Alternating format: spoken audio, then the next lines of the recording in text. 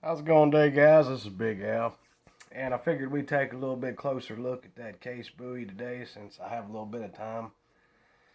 But let's go ahead and get on into her. Of course, y'all seen the box, man. Cool. The sheath is very well done. Like the tooling, the stitching, pretty thick leather. Very nice. Very, very nice. Always found it strange how they have that little kick out right here. Like, I'm not sure what that's for. But yeah, nice sheath. Now, let's see if I can get this guy out the box here. And here is the Bowie itself.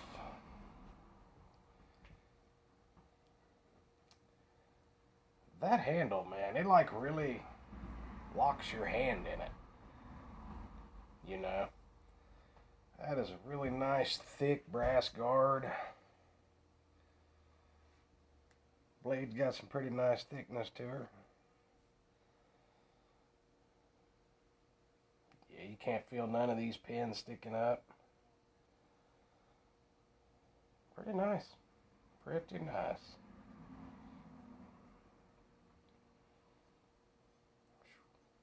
She is sharp. But yeah, I just want to talk a little bit on that. I just found it strange that, you know, the box has got a picture of Bowie on it and a scene of the Alamo. But I tell you, this style knife was nowhere near the Alamo, as you guys probably know.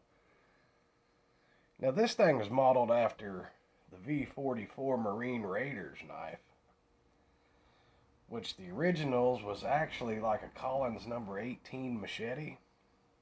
And they usually came with like a green horn or bone handle. Pretty much the same thing. You know, same shape. And yeah, those was carried by the Marine Raiders that fought in the South Pacific.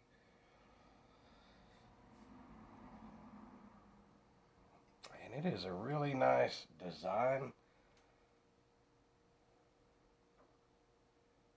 And that's just got an overall, you know, fighting purpose to it. It's a fighting knife. But yeah, there's a really nice, interesting history on those Marine Raider knives. I guess they ran across this story about an elderly man. He was a Marine Raider, and he was getting ready to pass away, and he wanted to have some money for his family after he was gone, so he sold his Foot Locker. And inside they found one of these that had a skull inlay in the handle, and to come and find out that that was actually like human bone. So that's a very interesting story there. You guys can look up and read up on that. But yeah, these things were, there's some with like aluminum handles that they had. And of course they carried different blades. They all didn't carry these. Like, there's a really good documentary there on YouTube about them, and in a museum they must have had 100 knives up on the walls that these Marine Raiders carried, and there's different styles, different handle materials. I mean, they carried a very wide variety of blades, but because this style was issued, the Collins number 18, it just kind of adopted the name. But yeah, I'm totally impressed by this. Like I said, I put off getting it for a long time, guys, just because that price tag scared me away. But after getting this thing and seeing it, seeing how she felt, I'm going to tell you guys now, I feel it's totally worth every cent that you pay for this. This has got to be one of the best feeling, best looking, best constructed knives that I got. And I seen a pretty cool video. Guy had one of these without the handle, and the tang does stretch clear back to here. And it's a nice fat tang circles around the back, comes back up. So there's not a little skinny stick tang in there. It's actually a pretty fat one.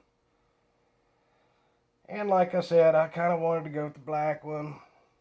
I guess Case just don't put out too many of these every year. So the black ones sell out first. And more I kept looking at it, I mean, that white handle was just growing on me. I'm like, well, that don't look too shabby, really. So yeah. And if I didn't get this knife now, I was going to talk myself out of it. I'll start, well, geez, I could get, 10 cheaper knives for what I pay for this, but I'm glad I didn't. I'm glad I finally pulled the trigger on it. Got the Case Bowie, however you want to say it. Because he ain't around no more to tell us the correct pronunciation of it, so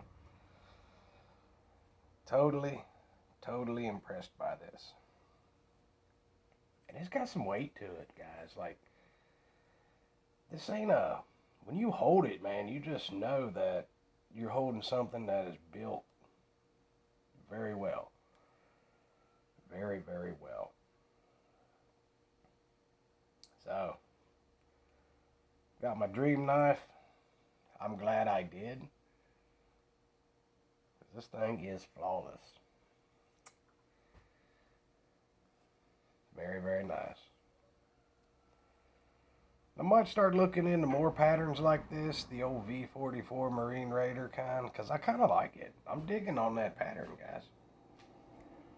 I love how it feels. I love how that hook back there grabs my hand, and how it feels good. It feels good, it feels secure. It feels like you could swing all out with this thing and it ain't going anywhere. So yeah. That's the Case Bowie there. Bowie.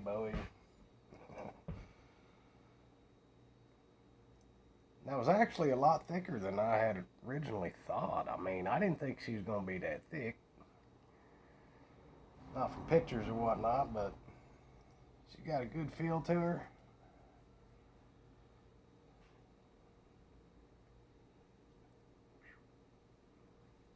Pretty amazing knife. You imagine one of them Marine Raiders running across the beach with this thing coming at you? That'd be quite a sight, wouldn't it? Yeah, I might look into other patterns like that. I know I've seen quite a few. The Frank Gonzalez one, that's a pretty cool piece. I know there's some on the cheaper side at like Bud Cave sells, and I think Rough Rider even kicks one out. And there's quite a few. So I'm going to look into like those patterns, see what's up. And sometime here in the near future, I'm wanting me one of them Ontario Marine Raiders. Yeah, overall great pattern. Love it. Absolutely love it. Yeah, I just wanted to touch in on that a little bit more because I just did a real quick and hasty review on it there the first time. Yeah, it's a fantastic piece, bud. I would definitely recommend it, and it's worth the price tag. I'll put it that way. It is well worth that price tag. But yeah, like I said, man, season of the fixed blade. It is upon us. I figure in this spring or summer, we're going to get into some more of them. But I wasted enough of your time. I get ready to go in, punch the clock. So just wanted to show that to you guys real quick, get a little bit of history on it. But yeah, until next time, this is Big Al. You guys enjoy your day out there. We'll catch you next time.